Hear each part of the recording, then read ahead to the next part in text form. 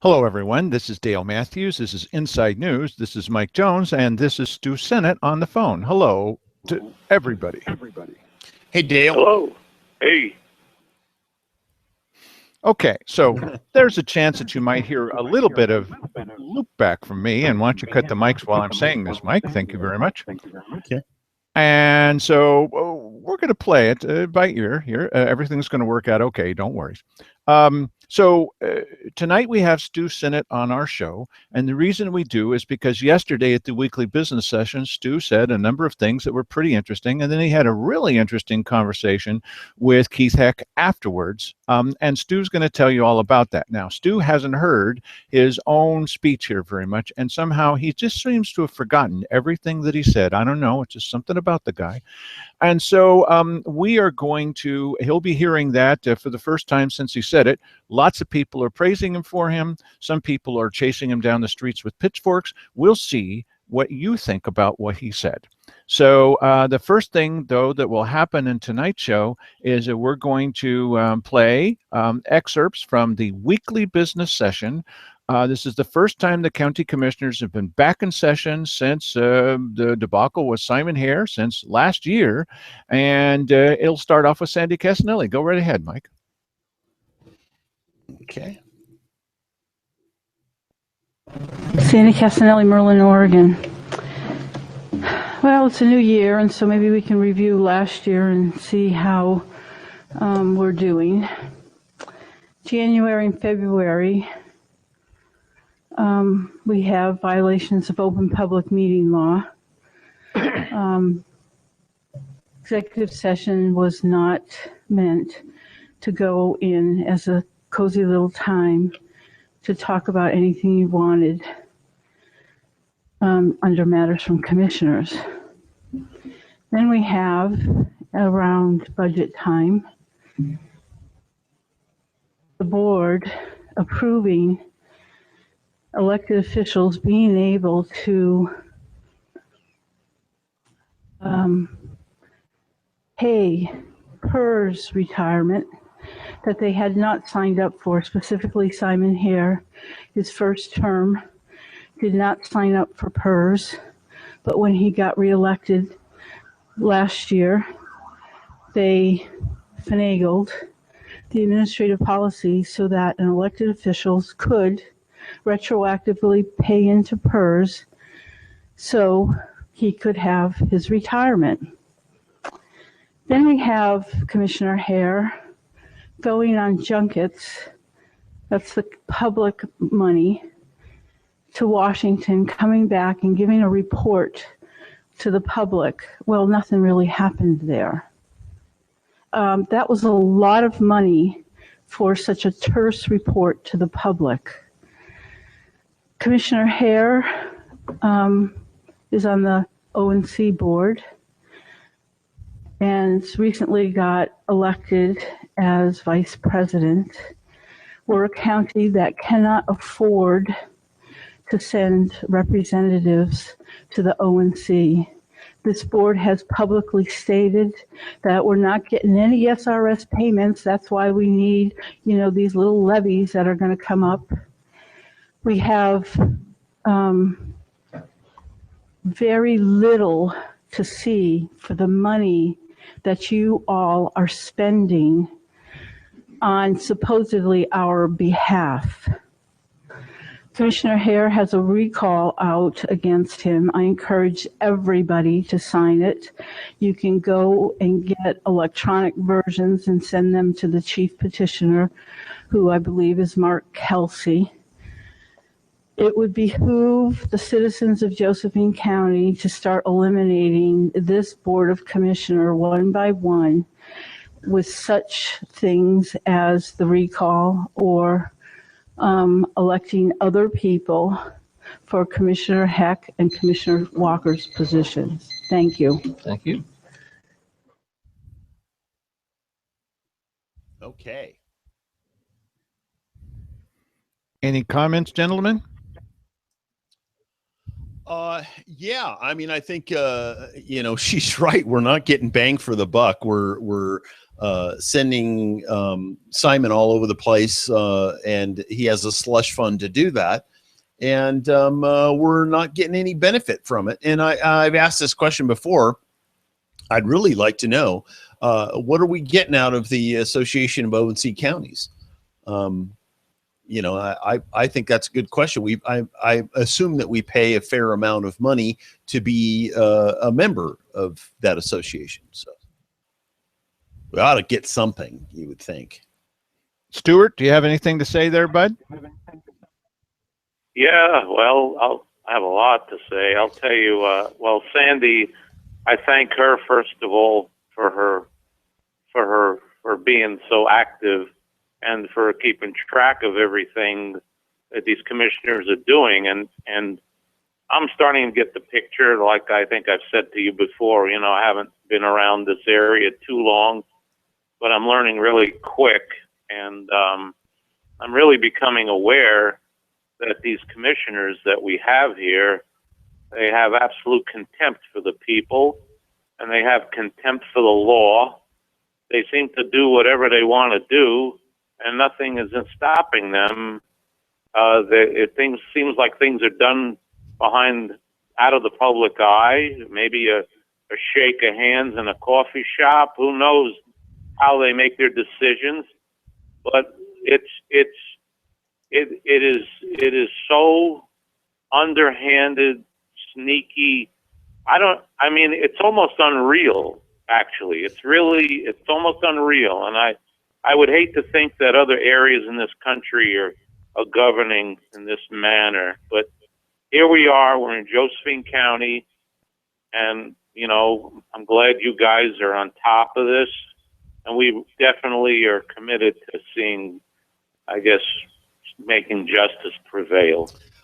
You know what? This is something, because it's amazing to hear somebody speaking what I'm thinking, and this journey into knowledge of local politics. I mean, Dale is a veteran. He's been doing this for 10 years. I don't know how he does that, because a year in, I'm thinking to myself, how do you unwind this knotted ball of twine? You know, it's a nightmare. It really is. And, you know, I think we need guys like Stu in there. I thought the whole time when he was standing up there talking, and you're going to see that here in a few minutes, I'm thinking to myself, wow, you know, here's a guy's just letting it roll off the tongue. You know, this is the sort of thing that we need. You know, we need people who are going to speak the truth, people who are observing what you know, is going on. Dale does that on a daily basis, and Stu impressed me a lot in that way. There's going to be another seat opening up, Stuart. You might want to consider it. You know, I am thinking about it. Really, I am. Yeah. I am considering. Yeah. Well, And I I've will been say trying to talk him into it also. You know, we've got all we really need at these weekly business sessions is someone to get up for 3 minutes every once in a while and say something that's common sense. Here's another person that has something to say that's common sense, a regular guy. Don't expect he's going to be super polished or anything. He's just like all of you. This is Bill Hill.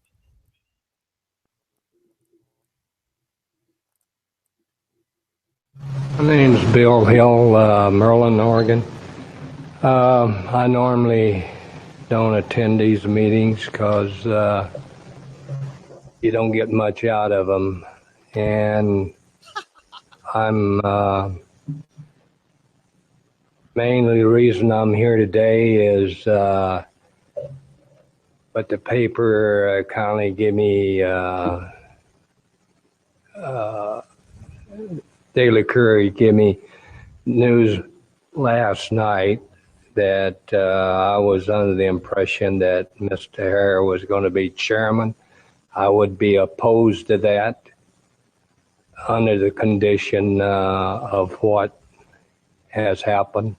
And like the Daily Courier has printed in a couple of weeks ago, 3 strikes and you're out. And I think Mr. Hare has had his 3 strikes, and I think he should be removed from office. And I'm a firm believer in giving a person a second chance. But I raised 2 sons, which are older than you. And I'm sure they had a few beers and a few drinks. But I do know this: wine, women, and song will get you in trouble somewhere down the road. And if you don't know the Lord, I'd advise you to seek him and seek wisdom, because that's the greatest thing we can ask for.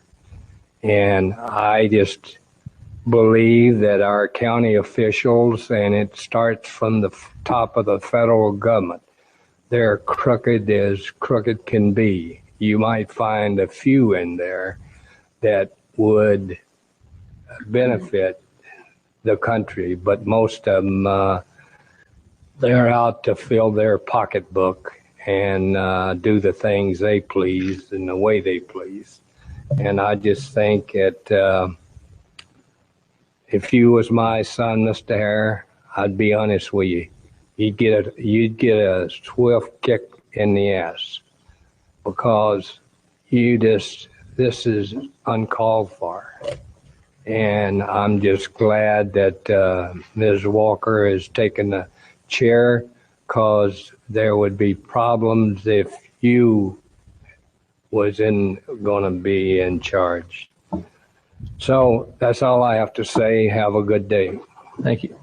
Have a good day. Have a good day. Have a good day. I'm going to give you a swift boot there, buddy.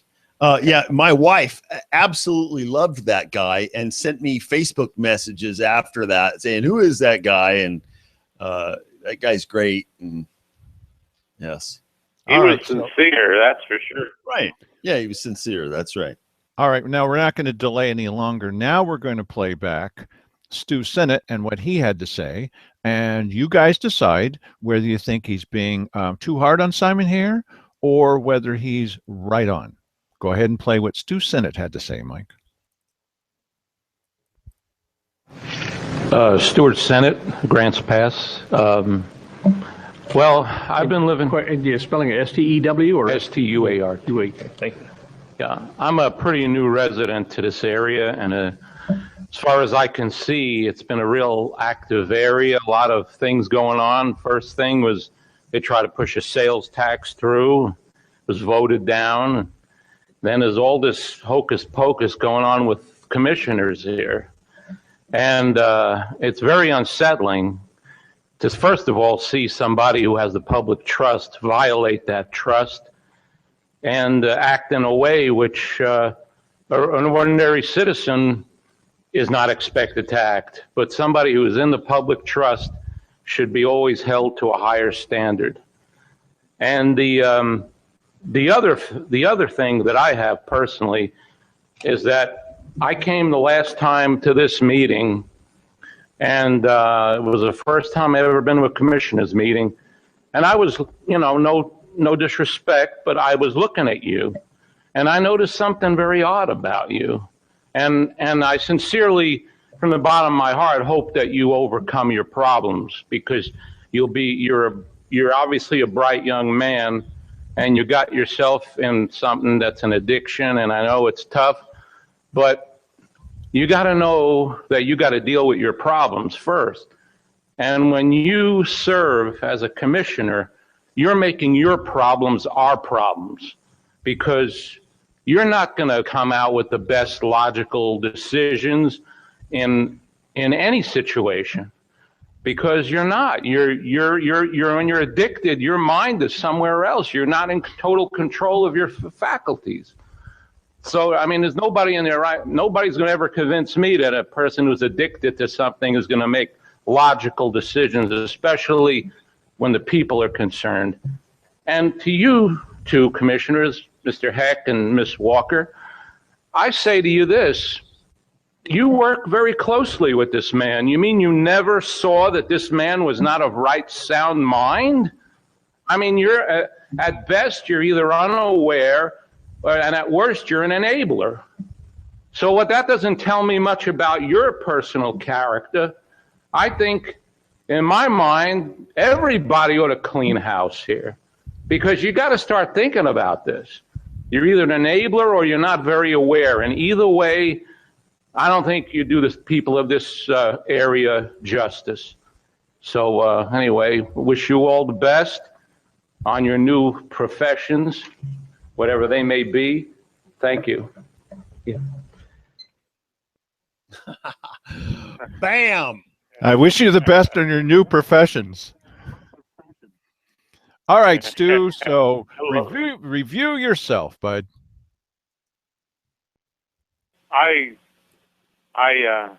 I like what I said, and could always critique myself. I actually, when you're talking, you really, sometimes you think always times, well, I don't know, maybe it didn't come out right, but I think all the points I wanted to make, I said. I was polite, as polite can be in public, but in reality, we're dealing with snakes here. These people don't need to be treated with kid gloves, and they don't deserve our respect. They've lost that a long time ago, and we have to remember we're the bosses. Right. If you have a business and somebody's out of order, you're gonna fire them. You're gonna get rid of them. You're not gonna. And these guys here, they act in a way as if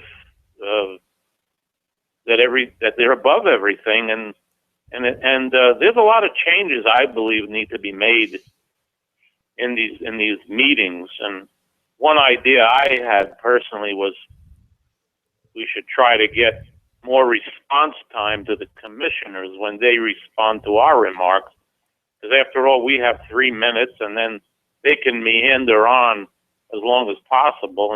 And from what I heard that day, their little comments make little or no sense. They're just taking up space. There's nothing. They're not really addressing what has been done. I would like to see a big apology, basically. I would have more respect for them if they would just come right out and say, yes, I was derelict in my duty. I didn't report on a fellow commissioner who I knew had full well knowledge that he was an abuser, a drug abuser, or a alcohol abuser. And I would have more respect for them if they had confessed they were derelict in their duty, but they chose. To me, it's like a cover up, basically, because I don't see how a person could possibly work around somebody who was in that state and not know it. I just don't. It is not possible. Oh yeah, no, I agree with you, Stuart. And also another thing that I noticed, having watched these people long enough, I think that Boyd having the advantage over Simon and pulling off the switcheroo on who was going to be the vice chair thing, I think that they conspired together to do that. And they also they're enjoying their ability to have, they don't like Simon. It's very clear that they don't like Simon. And so they too are people who use their advantage improperly. Yeah, but that really hurts us. That hurts us when they do that kind of stuff. Go ahead. Well, I'm saying this. If they want to play their little perverted games with themselves, they can do that. But as far as the people are concerned, we deserve honesty and integrity, and we need to have people who are straightforward with us and to do the job in a proper manner. And all these little games and jockeying for position, there's no place in government, no place at all, as far as I'm concerned. Agreed. And I'll tell you something that I noticed about the way that you spoke to them, Stuart, is that you were firm, and there was no malice there. You didn't have any ill intentions toward them. You weren't being you weren't being petty. Yes. Yeah, you weren't denigrating them. You were just stating a fact, and you were stating it forcefully. How you would speak to, a child that needed some rebuke or something. To set them back on the proper path. And there's no ill intent there at all, and I have a lot of respect for that. Well, Mike, I could you do a cut here for a second? Yeah. Sorry, bud. So, Yeah, go ahead. Stuart, I'm going to get right back to you just in a second. But one of the things I've noticed over the last 5 years is that, and it just brings up a question. We don't know the answer. We'll never know the answer. But Simon here gets up and leaves meetings fairly often, a lot more than these other two people who are a lot older than he is, to go off to the restroom. And everybody kind of jokes about it, and we're kind of used to the fact that he's got to get up and go to the restroom. And we all assume that it was, like the Princess and the Pea or something. I mean, that this guy just has a very small bladder and needs to go off to the restroom. Now, what we don't know this, is when someone has this kind of problem, there are many times where they just have to go get a little nip, That's right. Yeah. You know what? You may be onto something. This guy may have a little micro flask in his pocket and maybe out medicating himself in the toity there. And listen, my little dog, Mandy, we got her from a friend of my wife's who died, and she was an alcoholic and just essentially drank herself into the grave. But this person would get up in the middle of the night to drink. And she had what appeared to be a water bottle with her all the time. And the reason, and she was drinking vodka, and because of the fact that it is less detectable than many other types of alcohol that you drink. And, people that have that want to be able to drink all the time and not be detected, that's probably going to be their alcohol of choice.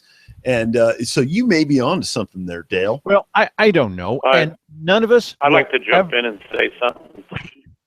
We'll never know. Go ahead, Stu. Hang on a second. You guys are talking. Go ahead, Stuart. Well, I just wanted to add one thought to this, too, is, an alcohol, I mean, he's alcoholic, but the problem doesn't stop there, because if he's needing to drink the way he does, that means he has deeper problems that aren't even being addressed. I mean, look at the consequences of his actions. I mean, he almost killed himself or somebody else up in Eugene, and so this guy needs to forget something really bad, and he's not dealing with a lot of deeper issues. Which, and that to me is another strike against him. He obviously needs to take care of himself and straighten himself out, and this is the time he should, instead of being arrogant and getting defensive and trying to fight all this, he should have a little class and just back out and take care of his own life and square himself away, because he's a young man.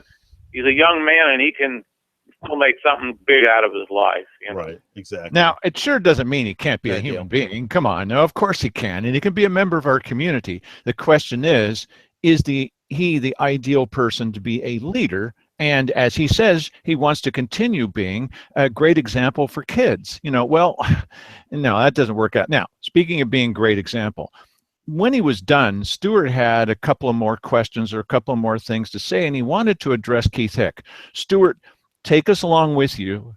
Go roll back a little bit on time, just to yesterday. I'm sure you can do that. And tell us what happened as you approached Keith Hick, what you thought you were going to get, his attitude at the beginning, and then his changing attitude. Go ahead and just tell us that story, Stu. Well, it was very interesting, because I was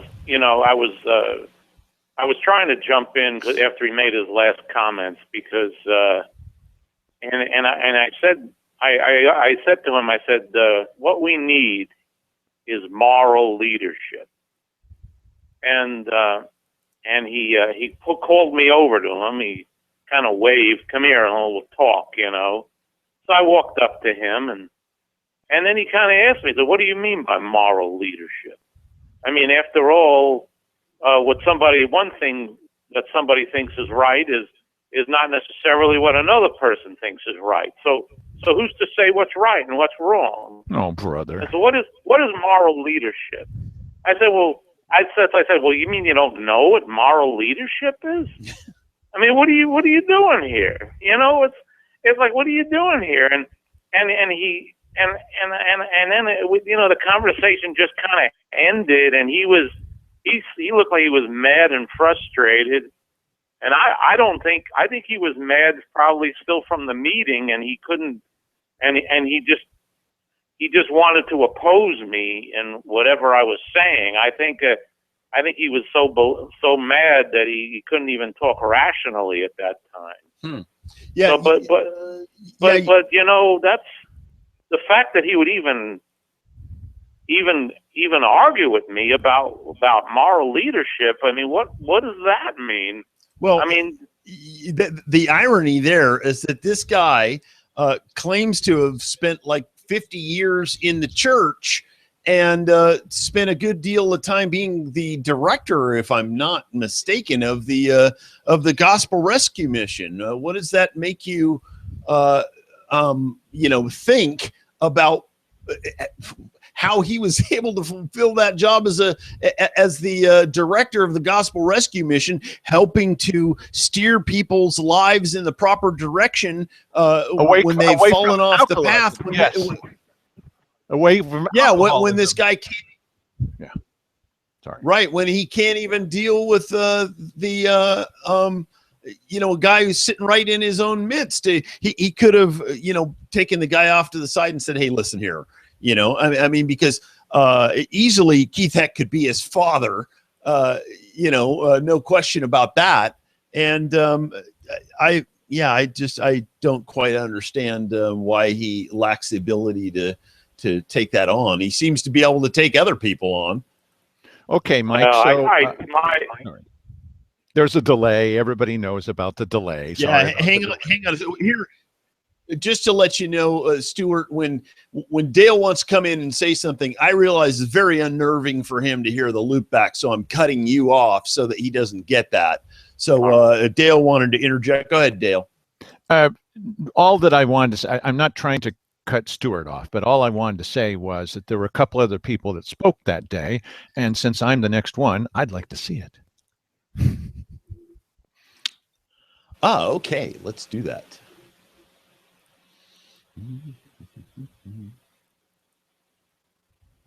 Dale Matthews, Grants Pass. This board kicked off the new year yesterday by breaking the law. You violated Oregon ORS 203-240, and you know what that is because you've been told about it before. You violated yesterday at your meeting the Oregon State Constitution. You violated yesterday the Josephine County Charter. You violated yesterday your own sworn oaths of office. It says in that law that at your first meeting, you will elect a new chair, not that you will surprise someone who thought he was going to be the vice chair. And how did you come to that decision? At what open public meeting did you decide that? You didn't. So it says that you shall do that. It doesn't say that you should do that or maybe best practice. It says that you shall do that. And now you've been warned a second time here in the Ann Basker. You see, because your first warning came from the state constitution to obey the law. Your second warning came from our county charter to obey the law. Your third warning came from County Legal Counsel Steve Rich to obey the law. Your fourth, and that was individually, to each of you individually, to obey that law. When he could see that you weren't going to do that, he showed up at that meeting when he was here, and he warned you on camera and on the record to obey the law. That was the fourth time. The fifth time, I came to this meeting and I reminded you that he had warned you to obey the law and you broke the law. And then it was also on videotape for you to see a sixth time. That's 6 times. How many times do you need to be warned? Well, it fits in with the motto of this commission, which is, I know we're breaking the law and I don't care. We could see that at the end of last year's meeting, the very last meeting of the year, when 2 commissioners gathered over here with Pat Fahey and got into a discussion, because we could hear you, about county business. You were in a quorum. You were breaking the law. Now, just yesterday, Wally Hicks sat in on this illegal meeting and didn't say anything to you about it. But he did warn you that the OGEC, the Government Ethics Commission, is watching what you do. In addition to that, we're telling them that you met in the corner after lecturing us about how moral you are. Why, how could you say that we're not? Then you broke the law in the corner. You should have gone out the door, but you'd still be breaking the law. At least we wouldn't see you and hear you. You're doing it constantly. There's only one solution for this. That is to replace you as commissioners, because there's no hope for you. You're just going to keep doing it again and again and again. So keep doing it. We'll keep reporting about it. Thanks, and have a nice day. Yeah, Anyone Mike, else you can over just here? let it roll if you like, Mike. Mr. Fahey, your name was invoked. Okay.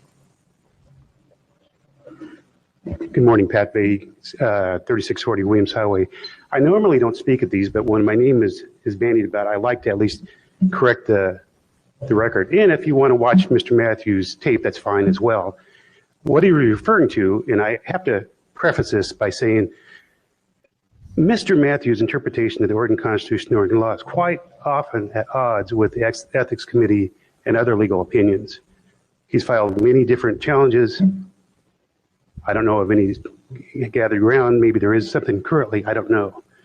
The discussion I had over here was about whether or not I should file my resignation to be on the Budget Committee, or if my time has expired.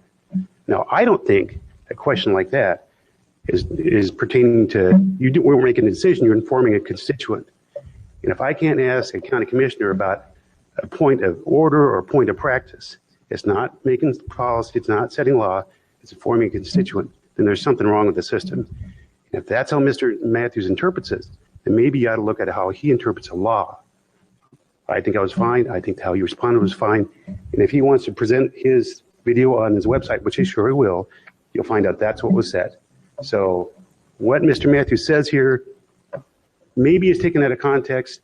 Maybe he's honestly misinterpreting the law, but I think that there's also some other agenda out there. I just want to get my position straight on that. What happened in that corner, and I think you guys handle it right. I think I handle it right. I think Mr. Matthews interpreted it incorrectly. Thank you. Yes, sir. And I realize that this is going to loop right into me here, but just for a second, Dale, can tell us why he is right or wrong in this particular situation when speaking about the meeting that they had over there in the corner. I'll be happy to do that. Look, it all depends on what kind of government you want, because there are rules. And the Oregon Government Ethics Commission rules on some of these things. Not as often as I'd like them to, but they do. They were kind of forced to this last time because the evidence had piled up so high. If you want the kind of government where individual citizens, as you said, can get together with a quorum of county commissioners and ask for some kind of favor or get some kind of special treatment, or they would gather together where the citizens can't hear them and they're going to make some kind of decision or give them advice personally, well, then you can have that. You can go to any Rotary Club meeting if there's 2 commissioners there and you can experience that. But that's not in keeping with their oath of office. That's not in keeping with the state constitution. That's not in keeping with the county charter. They swore to uphold these things. They put their hands on a Bible and swore to uphold these things. And when the Oath Keepers pressed them into it, they did it again. And they said, well, I just want to reaffirm that we're going to obey all the laws. The laws are simple to obey. You just don't have 2 commissioners talking with you. They can talk to them individually, no problem, about anything he wants to. But he just admitted that what they were talking about was county business. It's illegal.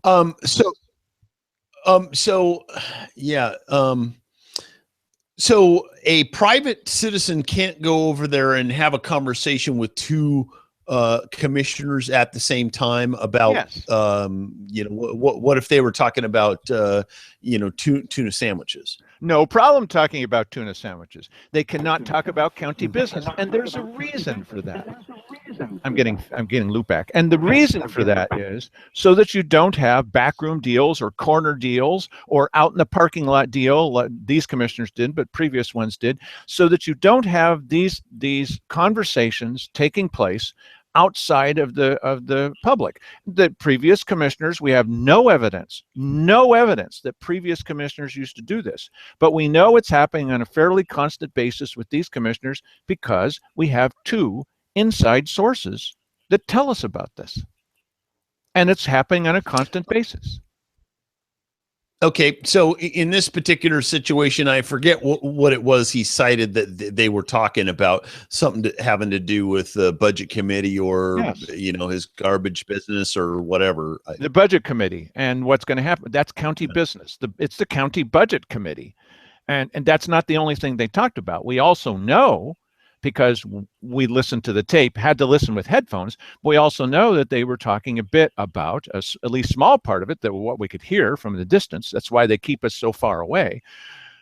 We also know that they were talking about the Association of ONC Counties. We know that because we can hear that. So, look, it's not okay. And it's super simple. It's so simple, just to obey the law. They don't want to. But remember, this was the same meeting where they were lecturing us, where Keith Eck said, since it's the last meeting of the year, what is he going to say at last meeting of the year? I just want to make sure that everybody knows that we're honest and not corrupt, and the people saying that we're disobeying the law is all hooey and, just not true. Why did he bother telling us that and then go over to the corner and break the law again? Because they're irredeemable. They can't do anything about it. And perhaps he's just, it's such second nature so as to not be noticed, because literally, I mean, when Dale was saying that you just got done telling us how, we've got the wrong idea, you're not a immoral person. You no sooner had finished saying that than you get up out of your chair and go over, and this incident occurred. And just to bring Stu back, you have any observations on that, Stuart? Well, what you guys are saying is 100% right on. I want to throw this out to the people of this county, and I just want to say, you guys have to make a real decision. Is this the kind of leadership you want in this county? You have to start looking at this and getting involved, because this kind of leadership is, it's almost like if people are not watching, the rats are gonna sneak in and steal all the food and sneak around. And see, these guys are rats, and I think that there's a lot of really good people in this county, and I think I'm appealing to the people who are good, that care. You should have somebody there that represents you, that represents what you believe. And I'm almost 100% sure that most of the people in this county, if they were aware of what these people are doing, they would not want these people representing them. Okay, here's another thing, too, that Mike's going to be pointing out to us in a moment on camera. At these meetings, it seems like a little stupid thing, but it's the way that Keith Eck likes to do it. I think that he's having a little trouble seeing people, a little eyesight trouble. Okay, this is my guess. And so as he goes across the room and calls on people to come up and speak or not speak or whatever, he likes to start at one side of the room. This is brand new. No one's ever done this before. Not ever that I know of in the history of Josephine County, but certainly not in the 15 years I've been following these guys. And he starts at one side of the room and he starts moving across to the other side of the room. Here's the weird part. If somebody over here says, now I think I do want to talk. Well, that's too late. You've lost your chance. Yeah, that's just weird. That's right. I mean, it's lunatic. Okay, well, you lost your chance, and he gets upset, really upset with people sometimes. And if they talk, if you're going to talk back, you'll never get a chance to speak again. It's authoritarian. It's an imperial attitude, and so he's very, very strong about this. Do not try to speak if the magic finger has gone by you, and you know which finger we're talking about. Okay, so when I said someone's name, well, Pat Fahey was on the side of the room, and it was too late because I was should have been the last person to speak. Sometimes I'm the first because I'm on the front in the front row of that side. Sometimes I'm last. I'm the last person. But he automatically calls on his pal to come up and rebut what I'd said. Oh, really? Do we all get a chance to do that if our names are mentioned? So Mike wasn't going to say anything. He even said, since your name was mentioned, he's motioning him up. Well, I saw in the video that Pat Fahey was getting up out of his chair and walking back to be in the back of the room to be in the queue for this. And I didn't notice that at the time. And then he got up and said that, and then this happened. We already passed over that side, so. She came in late, though. I'm sorry? She came in after you were asked that. Oh, okay. Well, Mike Jones, Grants Pass. I wasn't going to say anything. I'm a little flabbergasted that all of a sudden there's a rule change. If your name is invoked, you get to come up and say something about it. When did that start? Apparently today, because there's all kinds of times in your protected time that you invoke the name of people that are up here. People then don't get the opportunity to come up and speak. And typically you start at one side and you move to the other. And if these people weren't on the ball, too bad, they're out of luck. So he's a government insider person. He's a friend of local government. That's why he gets special dispensation. Ridiculous. yes, ma'am. Oh, we're going right into this. Yeah, here, let me just comment for a minute. You know what? I don't have any problem with Pat Fahey saying what he wants to say when somebody brings his name up. That was not the point of that. It's that normally there's a whole set of rules that apply to all of us little peons. And all of a sudden, because Pat Fahey's in the room, now the rules don't apply anymore. He gets to make a comment. This should not be happening in government, that some people are more equal than others. And in this particular case, Pat Fahey said, nothing against Pat Fahey. He's probably a fine person. But these people, he's clearly insider. You're privileged, Pat, for crying out loud. You are. And there is certain privileges of being the, big man on campus or whatever. But this shouldn't be one of them. You should be treated as everyone else is by local government. Your position should be no different with them. Well, one of the privileges is you get to talk to a quorum of county commissioners and have a private conversation about county business with no political repercussions, no legal repercussions to anybody. Because after all, can't a privileged citizen talk to commissioners in an illegal way anytime he wants to? Yeah, and listen, I don't think that he's necessarily taking that into consideration. I really don't think that he is, because he didn't take an oath to these laws. He doesn't know necessarily what they are. He doesn't know if he's over there breaking it. But they do, and they're supposed to know. Any input on that, Stu? Well, here it is again. It's when you have commissioners that don't follow the law, it becomes a good old boy network where we take care of our friends and our friends take care of us, and we make the law as we go along. Pretty much, it's like you're not. How could an ordinary citizen feel secure when that's what's and this is a fantastic point that Stu is making right now. Is that this is the illustration of what good old boy network is. Everybody talks about it and they have some imagination of what the good old boy network is. These guys meeting in a smoke-filled back room somewhere. It isn't that. It's that in some communities, some people are more equal than others. And they get better treatment than other people do, and they get to interject when somebody mentions their name when other people don't have that right. And, and listen, Pat's not there every week, so he doesn't know that. None of this is his fault. this all rests with the commissioners. And if you're going to be a commissioner, I understand what happens. Power sucks narcissists in like chum in the water. And you know, I would hope that there's people there understanding that the fish that are swimming towards the chum are carp and not sea bass, you know? So that's why vetting is so necessary. That's a really bad analogy. That really was pretty bad. You get the idea. Yeah, we do. I find something fishy about their behavior. Okay.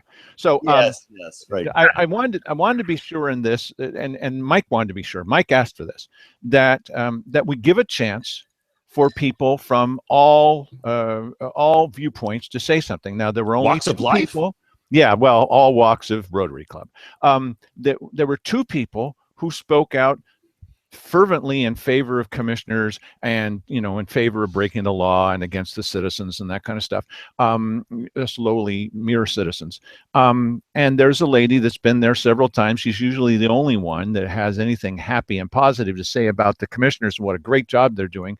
But we wanted to be sure to let her state her opinion fully on our show so as you could see what her smiling attitude is about us and about people who question government. We should get Mark Goins up there to say that, you know, we're all Satan worshipers. But I think that she does a pretty good job of saying that. This is Judy Reynolds.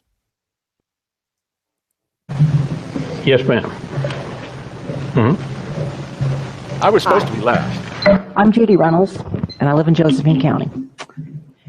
And I'm here to remind everyone who might be watching this video later on that democracy is a participatory sport. And what we've got here is one team being represented at these meetings over and over and over, and the other team not represented. And there is no one to blame for that but that other team.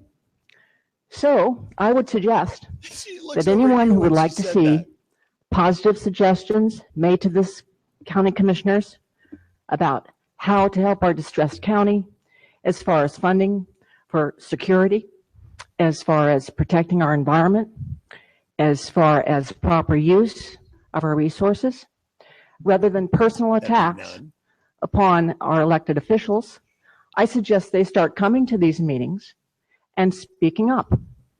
I personally do not feel this is a forum for personal attacks of any kind. And I very much resent the time of our elected officials being taken up in this way. One person at this meeting today said that they were appalled by how Cheryl Walker was apparently demeaning to people at an airport regarding some equipment. I find that rather hard to believe, but in light of how long these commissioners have withstood personal invective by a small group of people, I would say I'm just amazed. Anyone outside of this community who watches these videotapes would truly wonder, as a friend of mine asked me from back east, what the hell is going on out there? And that is the question to ask. This is a democracy. We have a variety of opinions, and very little varied opinion is being expressed by the public at these meetings. And it is high time that this begins a new chapter. Thank you. Thank you. Wow. You know, okay. First of all, everybody is free to come and express their opinion if they care to. You know, no one is being stopped from expressing their opinions. Nothing that I ever say to the commissioners at that podium is personal at all. I'm not making a personal attack. I may be making a critique of county policy, but that is what that venue is about.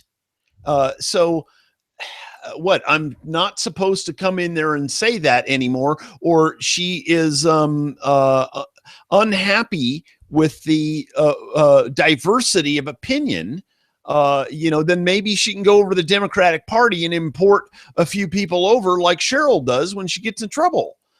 This meeting, there was a few more people there that were confronting Simon Hare over his behavior and his choice to remain as county commissioner instead of resigning like he should. And they were perhaps maybe a little bit more critical than normal. But this gal only shows up every once in a while, and every time she comes in and licks their boots and then goes away. Pardon me for being critical of this gal, but and clearly my worldview and hers are different. Well, one of the things I'd like to say about this is we've heard got two things, and it's our show. I think we can do that. We've heard many times, well, you're a small group of people. The commissioners are a small group of people. There's just 3 of them. And so, and many times I've been there, there's only 2 members in the audience to say anything, sometimes just 1. But if you've got 3 people up front that are obviously representing exactly the same point of view, and you've got 3 people out in the audience that are representing the same point of view, why is it that, we're only hearing from a small group? You're only talking as a small group. So that's a ridiculous argument to me. Okay. The other thing is, she wants to invite a bunch of her friends. Good luck. Go right ahead. She's been saying this now for a while. Well, where are they? But to me, the most important thing is that we're not wasting their time. Okay. Because when Stu was done, when the rest of us were done, Cheryl Walker on this thing about the airport, she went on for, it seemed like 15 minutes talking about how those people out at the IV are so bad. And Larry Graves has been in the newspaper, with long, interviews and articles about how stupid they are and they're ignorant. And hey, he's not even an official. I mean, he's an appointed guy that's in charge of the airports. Why are you spending any of your time about something that's done? The people won, whether the people are smart or not. This is what they wanted. This is what they got. Don't be telling everybody in the world that they're just a bunch of ignorant yahoos. That's basically what he's been saying. Even the word ignorant was used. And then when she says, I really wasn't, this is something Cheryl said later. We don't have the tape now, but we'll play it. I wasn't being rude to anybody. Yes, you were. So this imperial attitude of you shouldn't be saying things unless it's happy and positive. I got a positive suggestion for this and for the commissioners. Get out. There's my positive suggestion. One last thing. Mike, on this show, how come you and I never offer any alternatives about the way that things should be done? Yes, I know. If she's never heard it, I don't know. She's never watched our show. We apparently don't have any ideas. Let's let Stu chime in here. Yeah, well, I got to say it's really interesting when people are talking about personal attacks, but yet she made a personal attack against everybody who disagreed with the commissioners. And so so I have to quote Shakespeare on this one. Methinks she protesteth too much. Yes, that's right. And how do you categorize this thing with Keith Eck? Just one example, calling me a lying maggot. Well, where was she? Saying you shouldn't be doing that. Here's one other thing that's really fascinating to me. Where I came from, what would happen with a group of Republican, I'm getting political here. It's a political show. With a group of Republican commissioners, is that you would have people from the Democrat Party who would get up and give them holy hell, buddy. I mean, they'd be all over. I mean, you can't do this and can't do that because of the politics, right? Isn't it weird that the Democrats are the ones that are coming up and saying, oh, these are wonderful commissioners and people should leave them alone? Wait a minute. Aren't you Democrats? Why are you backing these guys that are breaking the law? The Ethics Commission says they are. We had some guy that said that criticizing Simon Hare is a rush to judgment. The guy's admitted that he did it. Where's the rush to judgment on this? Yeah, no. The interesting thing here, and I'll open up Stu here again, but it's, I don't know. This is just odd that you don't seem to have two distinct parties in this community. It's really weird. You have a pretty strong Republican Party, and then you have almost a non-existent Democrat Party. But you know, she's more than welcome to come in and say what's on her mind, and others that think the same way can do that too. But an interesting thing is that really all of the people on the board have claimed to either currently be a Republican or have been Republican in the past, and yet their strongest supporters are the you know, left-wing Democrat type people, you know, who are generally, you know, government can do no wrong type of people. And she's clearly in that category. And yet she is giving praise to this board, which theoretically should be, you know, if they're all Republicans, they should be on the other side of the fence from her. But clearly their worldviews line up somewhere, and that is that everybody on that board, I think we can all agree pretty much, we understand that if they had their druthers, they would institute a higher level of property tax on us by the pushing of a button if it were within their power. Stu? Any comment on Yeah, that, Stuart? well, yeah, you said it. You know, I believe in myself as I like to see what a person believes and what principles they believe in, and that's how I decide what, if is a man, someone I consider a friend or a foe, and I clearly this board of commissioners, no matter what you call yourself, Republican, whatever, Democrat, they're just not honest. They're liars, and they're taking advantage of the people of this county, no matter what face they show to other people. You know, the facts are the facts. The facts are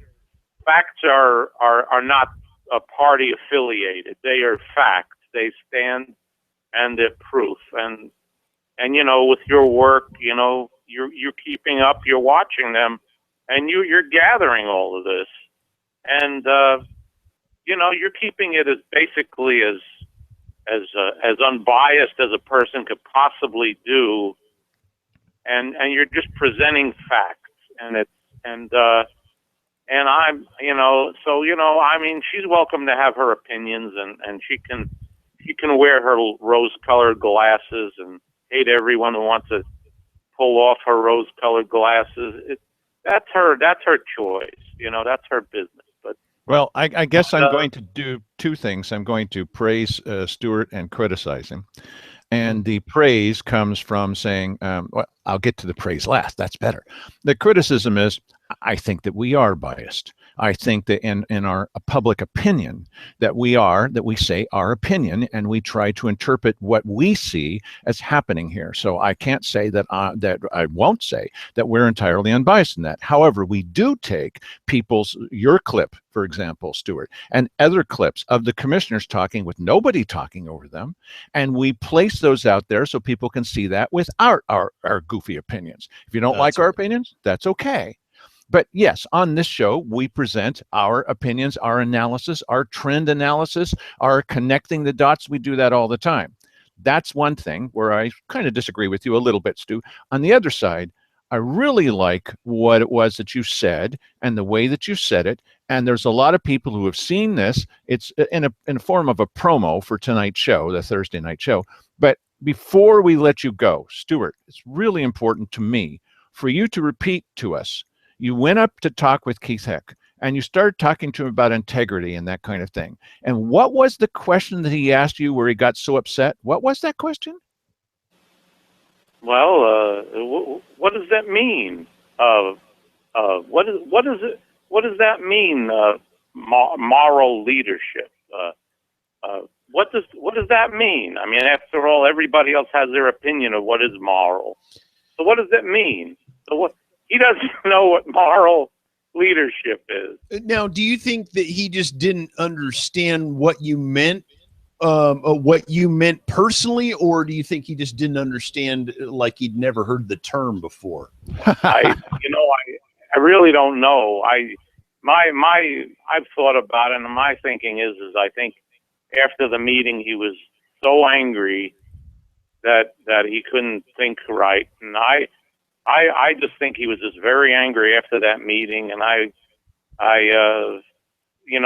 think he just wanted to get into a fight pretty much because the conversation ended really very abruptly. It's like he kind of walked in his direction. I kind of simultaneously walked in my direction and kind of wondered, oh, what was that all about? That was really weird. I kind of had that thought in my head, and then I said, okay, well, I decided. So we left. He went his way, I went my way. But I know that he wasn't thinking right, and I know he was probably really angry after that meeting. That was just my take on it. Well, I know he was after a meeting in the Ann Basker with me, because this was another time where we caught him, he and Simon Hare, talking with the constituent, talking with the guy that wanted a favor in a quorum after the meeting, and it was illegal. And I pointed that out real low voice, kind of resigned to it, gentlemen, this is what you're doing.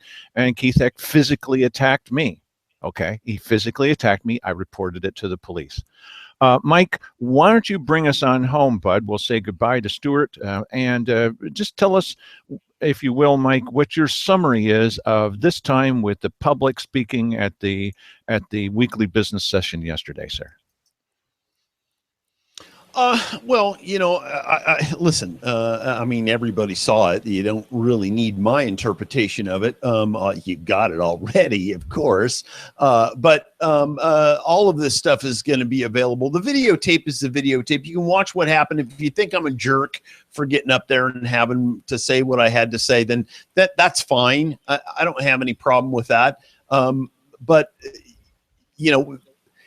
these videos are being put up in context so that you can see what took place, and then you can respond. And listen, this is not the only version of it. For crying out loud, you can go to Josephine County's website, go to their on-demand video section there, and watch what they've presented. All of this is there. That video is now posted. It wasn't as of yesterday afternoon, but it is today.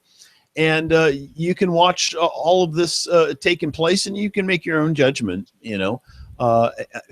Perhaps I'm being overly sensitive to this gal, but she has the right to step up there anytime she wants if she's worried about balance. The one thing that we should be concerned about that she mentioned, like there's some sort of a improper opinion distribution, and we should redistribute the opinions and get people in here and check people at the door. Oh, I'm sorry, we have too many of your opinion in the room today, so I'm sorry you can't attend today's weekly business session because you're of the wrong opinion.